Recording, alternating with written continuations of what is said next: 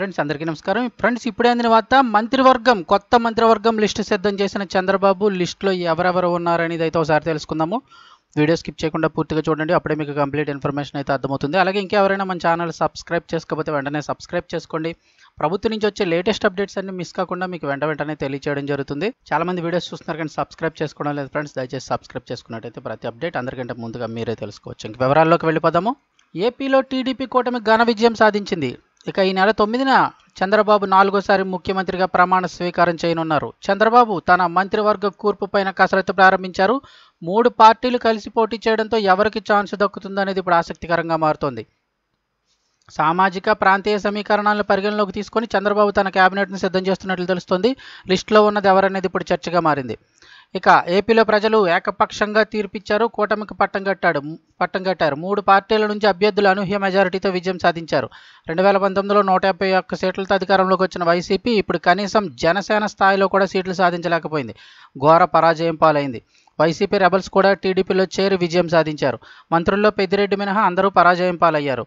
గుడివాడ, గన్నవరంలో టీడీపీ గెలుపు దిశగా కూడా ఉండడం జరిగింది. ఇంకా వివరాలు చూస్తే చంద్రబాబు తన కేబినెట్లో ఈసారి పూర్తిగా సామాజిక సమీకరణాలకు ప్రాధాన్యత ఇవ్వనున్నారని చెప్తున్నారు. కేబినెట్లో 25 మంది వరకు కూడా అవకాశం ఉంది. చంద్రబాబు, పవన్ కాకుండా మరో 22 మంది వరకు కూడా ఛాన్స్ దక్కనుంది. అందులో జనసేనకు మరో 2, బీజేపీ నుంచి 2కి కేబినెట్లో అవకాశం దక్కనుంది.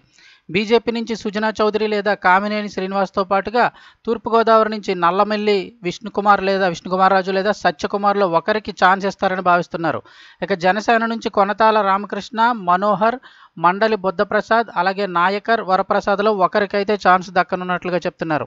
ఇక మంత్రి పదవి రేసులో కూడా చాలామంది ఉన్నారు. టీడీపీ నుంచి ఆశావాహుల సంఖ్య ఎక్కువగా ఉంది. అచ్చెన్నాయుడు, కళా వెంకటరావు, చింతకాయల అయ్యన్నపాత్రుడు, గంటా శ్రీనివాసరావు, వంగలపూడి అనిత, ఆనందరావు, పితాని సత్యనారాయణ, రఘురామరాజు, అలాగే బోండా ఉమ, ధూళిపాళ్ల నరేంద్ర, కన్నా లక్ష్మీనారాయణ, ఏలూరు సాంబశివరావు, జనార్దన్, వేమిరెడ్డి ప్రశాంతి, నారాయణ, గోరు చరిత, కోట్ల సూర్యప్రకాశ్ రెడ్డి, పరిటాల సునీత, అలాగే సరిత, పయ్యావుల కేశవ్, కాల్వ శ్రీనివాసులు, అమర్నాథ్ రెడ్డి, కడప నుంచి పుట్టా సుధాకర్ యాదవ్ పేర్లు అయితే ప్రస్తుతం పరిశీలనలో ఉన్నట్లు చెప్తున్నారు. వీరిలో తుది ఎంపికలో చంద్రబాబు మరి ఎవరికి ప్రాధాన్యత ఇస్తారనేది ఇప్పుడు 3 పార్టీల్లో ఆసక్తికరంగా మారుతోంది. అయితే లిస్టులో వీళ్ళు అయితే ఉన్నారు. వీరిలో ఎవరికి మరి మంత్రి పదవి దక్కనుందనేది అయితే త్వరలోనే తెలియనుంది.